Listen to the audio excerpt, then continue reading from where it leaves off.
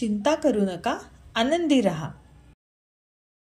आपण रोजच्या जीवनात अनेक गोष्टींची काळजी करतो, पण तुम्हाला माहित आहे का, तुमची ही काळजी किंवा चिंता तुम्हाला जिवंतपणे जाळत आहे। चिंता आणि चिता या दोन्ही शब्दांमध्ये केवळ एका बिंदूचा फरक आहे, पण त्यांच्या परिणामांमध्ये मात्र जमीन आसमानाचा फरक आहे। आज आपण पाहूया हे प्राचीन सत्य तुम्हाला चिंतामुक्त कसे करू शकते। चिंता चिता समा नास्ति, बिंदु मात्र विशेषतः, सजीवम दहते चिंता, निर्जीवम दहते चिता।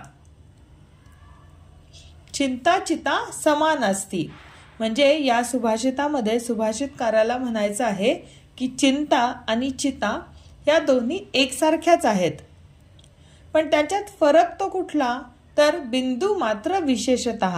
फरक हा फक्त एका अनुस्वाराचा आहे। सजीवम दहते चिंता, निर्जीवम दहते चिता। चिंता सजीवम दहते चिंता म्हणजे चिंता काळजी ही जिवंत माणसाला जाळते, तर चिता ही जीव निघून गेल्यावर म्हणजे मृत शरीराला जाळते। म्हणजे पहा की आता संस्कृतमध्ये किंवा अगदी मराठीमध्ये सुद्धा चिता या शब्दावर आपण एक अनुस्वार दिल्यास त्याचा चिंता हा शब्द बनतो। आता या ठिकाणी हा बिंदू म्हणजे आपल्या मनातील अतिविचार, ओव्हर थिंकिंग।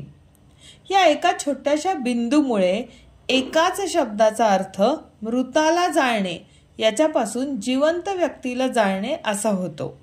म्हणजे हा अनुस्वार जणू काही ही चिंता किती शक्तिशाली आहे असा विचार करा।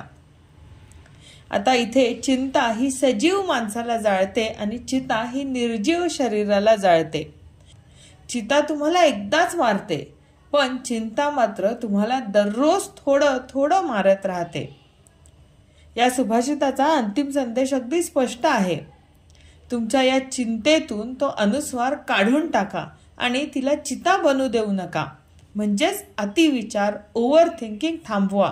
आजच ठरवा, तुम्ही तुमच्या मनाला जिवंतपणे जळण्यापासून वाचवण्यासाठी कोणती एक चिंता करणे सोडणार आहात? खाली कमेंट करून आम्हाला नक्की सांगा। हा व्हिडिओ तुम्हाला आवडल्यास लाईक करा आणि तुमच्या मित्रांशीही शेअर करा। त्यांनाही चिंतेतून मुक्त होण्याचा मार्ग समजू द्या। थँक्यू।